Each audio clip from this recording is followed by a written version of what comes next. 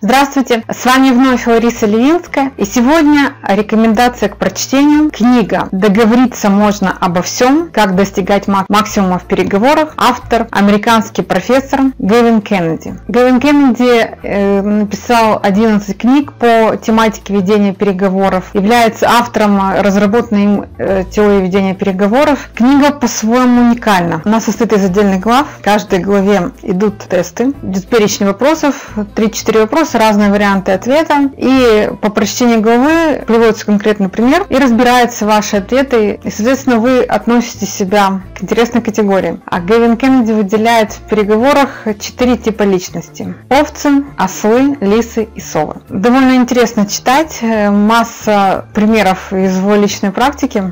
Скажу, что быть однозначно каким-то одним типом вы точно не будете. У меня, исходя из ответов, колебания были и овца, и сова, и лис. Но, как ни странно, в итоге буквально на 2 пункта лис опередил. Я была немножко даже удивлена. И как профессиональным переговорщикам также те, кто занимается непосредственно коммерцией. Продавцы, покупатели. Потому что автор делится своими рекомендациями, как удержать цену на необходимом вам уровне.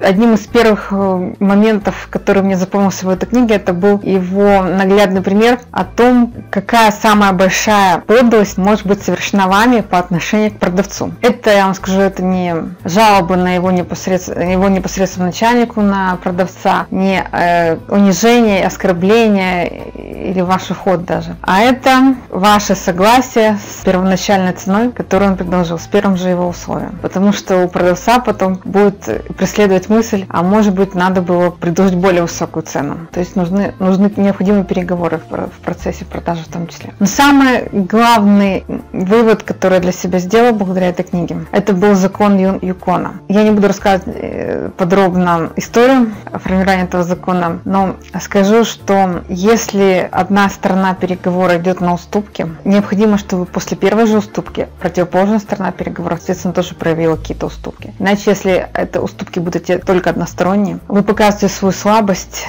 и от вас будет противоположная сторона в переговорах требовать еще больше. Для чего же мы читаем книги по бизнесу, по личностному росту? Ну, конечно, не только для того, чтобы убить время, чтобы потом записать вот такой видеоотзыв, похвастать, что я нахожу время на прочтение книг. Конкретный пример из моей личной практики. Успешный пример. Как я говорила о законе Юкона, выставляла не так давно товар сетевой компании на продажу на международном интернет-магазине. Цена у, скажем так, зубной щетки довольно кусачая.